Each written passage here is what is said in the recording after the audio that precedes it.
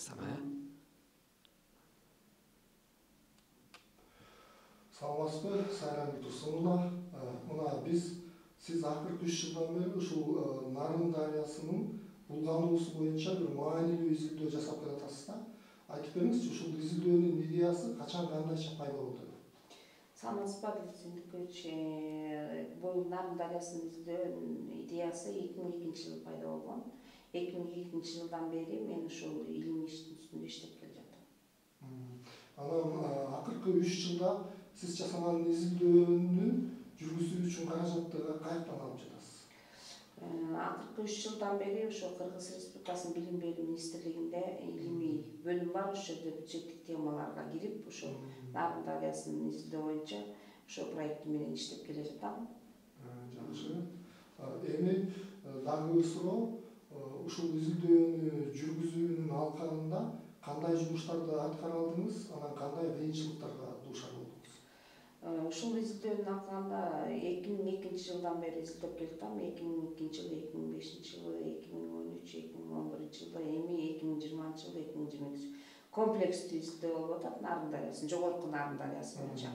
Бул Кумтөр алтын кенинин жатагынын нарын суусуна тийгизген таасири тууралуу анткени болуп атат. Анткени акыркы 20 жыл, 30 жылдан бери биздин Нарын дарыясынын изилдөөдө баягы изилдөөлөр үзгүлтүккө учурап калган. Ошон үчүн буларды терең изилдеп, изилдөөгө антропогендик таасирди изилдөө маанилүү болуп калды, актуалдуу болуп калды. Нарын дарыясын изилдегенде мен башында өзүмдүн аспирант болгондуктан өзүмдүн каржылоом менен ушу изилдөөнүн баары жүргөн. Албетте оорчулуктар болду, алардын баары баштан өттү. Бирок могу биздин алган маалыматтар, Нарын дарыясы тууралуу маалыматтар биздин Нарын регионунун өнүгүшүнө чоң таасир берет, илимий макала катары калат, эмгек катары калат деп эсептейм. Анан бул Кумтөр 20-22 жылдан берки изилдөөлөр ушу илимий терең изилдөөлөр болуп атат.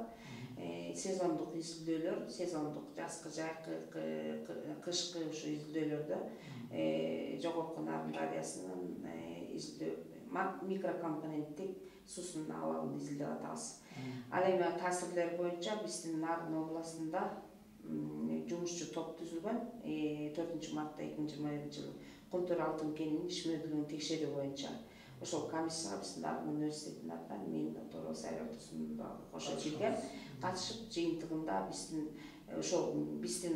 мен илимий жетекчим Кожобаев Канатбек Асековичтин жетекчилиги менен баяндамабызды бергенбиз. Ошол баяндама аркылуу Нарын областына ошо Кумтөр алтын кенинин ишмердүүлүгү, алтын кенинен Нарын областынын өнүгүүсүнө сумма бөлүнүп берди. 540 миллион салыштырмалуу. Мен толук билбейт экенмин, бирок ушундай бөлүнүп азыр Теңир Тоо өнүктүрүү фонду иштеп атат.